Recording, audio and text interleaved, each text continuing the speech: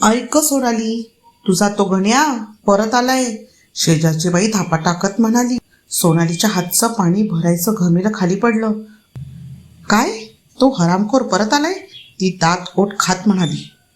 7 वर्षापूर्वी गण्या दुसऱ्या बाईच्या नादी लागून बायको आणि 5 वर्षाच्या चिंटूला रस्त्यावर सोडून गेला होता. ना फोन, ना चौकशी, ना पैशाचा 1 रुपया. सोनालीने दुसऱ्यांच्या शेतात मजुरी केली, भांडी घासली, उपाशी राहिली, पण मुलाला शिकवलं. आता तिचं छोटंसं पक्क घर होतं, 2 म्हशी होत्या, गावात तिचा मान होता. तेवढ्यात दारात गण्या उभ्या राहिला. केस पांढरे, अंगावर फाटके कपडे. सोनाली, मला माफ कर. सोनालीने त्याच्याकडे वर खाली पाहिलं. कोण रे तू? नवरा. अरे नवरा 7 वर्षापूर्वी मेलाय माझ्यासाठी. ती बाई मला फसवून पळून गेली, माझ्याकडे काहीच उरलं नाही. सोनालीचा राग अनावर झाला. म्हणजे तिकडे सुख होतं म्हणून गेला, आता लाता खाऊन परत आलास? गावकरी सगळं बघत होते. गण्या रडत म्हणाला, 1 संधी दे. सोनालीने घरात जाऊन एक जुनी पिशवी आणली. त्यात त्याचे 7 वर्षापूर्वीचे कपडे, जुनी चप्पल आणि लग्नाचा फोटो होता.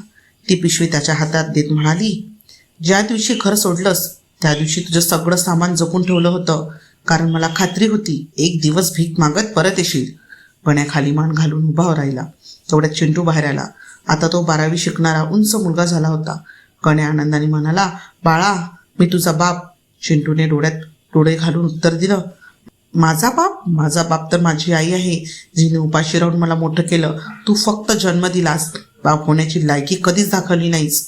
गावात टाळ्यांचा गडगडाट झाला. गण्या लाजेने थरथरत कापत होता. शेवटी तो म्हणाला, सोनाली, शेवटची विनंती, मला इथे राहू दे. सोनाली शांतपणे म्हणाली, राहायला जागा हवी असेल तर गावात धर्मशाळा आहे, पण या घरात तुझ्यासाठी जागा नाही. हे घर माझ्या घामाचं आहे, तुझ्या नावाचं नाही. गण्या निघून गेला. जाताना एकदाच मागे वळून पाहिलं. दारात उभी असलेली सोनाली आज तुटलेली बाई नव्हती, ती स्वतःच्या हिंमतीवर उभी राहिलेली वाघीण होती. बाई गरीब असली तरी चालते, पण तिच्या स्वाभिमानाशी खेळणाऱ्याला ती आयुष्यभरासाठी दाराबाहेरच ठेवते.